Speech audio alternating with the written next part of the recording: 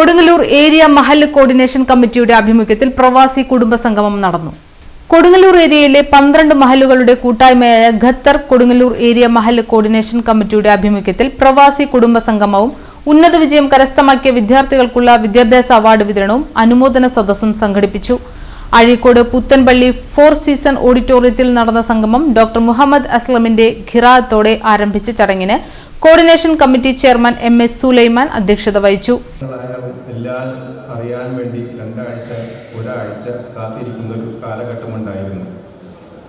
അന്നത്തെ പ്രവാസ ജീവിതം നമ്മൾക്ക് എല്ലാവർക്കും ഒരു നൊമ്പരമായിരുന്നു. ഇന്ന് അങ്ങനെയാണോ?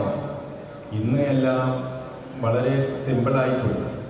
ഇന്ന് ആർക്കും അങ്ങനെ ഒരു വിരഹവേദന ആർക്കും അനുഭവിക്കാതെ.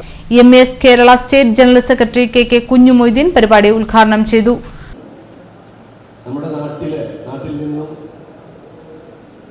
ഉപജീവനത്തിന് വേണ്ടി ഖത്തർ പോലെയുള്ള വിദേശ രാജ്യങ്ങളിൽ പോയി ദീർഘകാലം ചോര നീരാക്കി പണിയെടുത്ത് തങ്ങളുടെ കുടുംബങ്ങളെ നല്ല നിലയിലേക്ക് വളർത്തി നോക്കുന്നതോടൊപ്പം തന്നെ സാമൂഹ്യ പ്രതിബദ്ധതയുടെ ഭാഗമായി സമൂഹത്തിലെ പാവപ്പെട്ടവർക്ക്,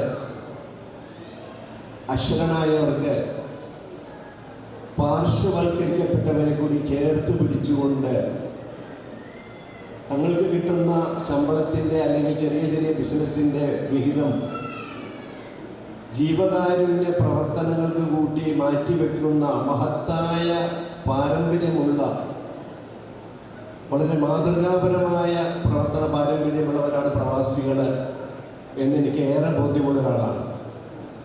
വിദ്യാഭ്യാസ രംഗത്ത് പ്രവർത്തിക്കുന്ന, ദീർഘകാലമായി പ്രവർത്തിക്കുന്ന, ആധുനിക ശുശ്രൂഷ രംഗത്തും പ്രവർത്തിക്കുന്ന ഒരു വലിയ സംഘടനത്തെ, ഏറ്റവും വലിയ സംഘടനയുടെ സംസ്ഥാന കാര്യദർശി എന്നുള്ള നിലയിൽ ഒട്ടനവധി സംസ്ഥാനത്തിൻ്റെ വിവിധ ഭാഗങ്ങളിലെ ഒട്ടനവധിയായ പ്രദേശങ്ങൾ യാത്ര ചെയ്യാനും ഒരുപാട് ആളുകളെ പരിചയപ്പെടാനും ഒക്കെ അവസരം ലഭിക്കാറുണ്ട്. കേരളത്തിൻ്റെ സമ്പദ് വ്യവസ്ഥയിൽ ഇത്രയധികം സംഭാവന ചെയ്ത പ്രവാസികളെ പോലെ മറ്റേതെങ്കിലും ഒരു വിഭാഗമുണ്ടോ എന്നൊരു സംശയമാണ്. ഇല്ല. കോർഡിനേഷൻ കമ്മിറ്റി കൺവീനർ അമീർ അലി സ്വാഗതം പറഞ്ഞു. ഖത്തർ അങ്ങനെ പ്രചാരം ലഭിക്കാത്തൊരു രാജ്യമായിരുന്നു. ആകെ ഒരു കൊച്ചു രാജ്യം, ഒരു വെള്ളവിരലിൻ്റെ വലുപ്പമുള്ള വെറും 11,650 സ്ക്വയർ ഫീറ്റ് ചതുരശ്ര കിലോമീറ്റർ വിസ്തീർണമുള്ള ഒരു സ്ഥലം. ആദ്യകാലങ്ങളിൽ ഖത്തർ വളരെ ശോഷിച്ചൊരു രാജ്യം തന്നെയായിരുന്നു. പക്ഷേ അവർ ചില നിലപാടുകളിൽ അവർ വളരെ കൃത്യമായി ഉറച്ചു നിന്നിരുന്നു എന്നുകൂടി നമുക്ക് കാണാൻ കഴിയും. നേരത്തെ ഇവിടെ അനുസ്മരിക്കപ്പെട്ട ഷെയ്ഖ് ഹമദ് ബിൻ ഖലീഫ, അദ്ദേഹത്തിൻ്റെ ഭരണ നാളിലാണ് ഖത്തറിൻ്റെ വലുപ്പം, ഉയർച്ച ഉണ്ടാകുന്നത്. Peace valley coordinator MM Shamsuddin Kothamangalam മുഖ്യപ്രഭാഷണം നടത്തി. പഠനരംഗത്ത് മികവിന്റെ തിളക്കമാർന്ന നേട്ടങ്ങൾ കൈവരിച്ച വിദ്യാർത്ഥിനികളെ ചടങ്ങിൽ അവാർഡ് നൽകി അനുമോദിച്ചു. കോർഡിനേഷൻ കമ്മിറ്റി മുൻ ചെയർമാൻ NM അബ്ദുസ്സലാം സംഘടനയുടെ രൂപീകരണത്തെക്കുറിച്ച് വിശദീകരിക്കുകയും പുതിയ പ്രൊജക്ട് പ്രഖ്യാപനം നടത്തുകയും ചെയ്തു.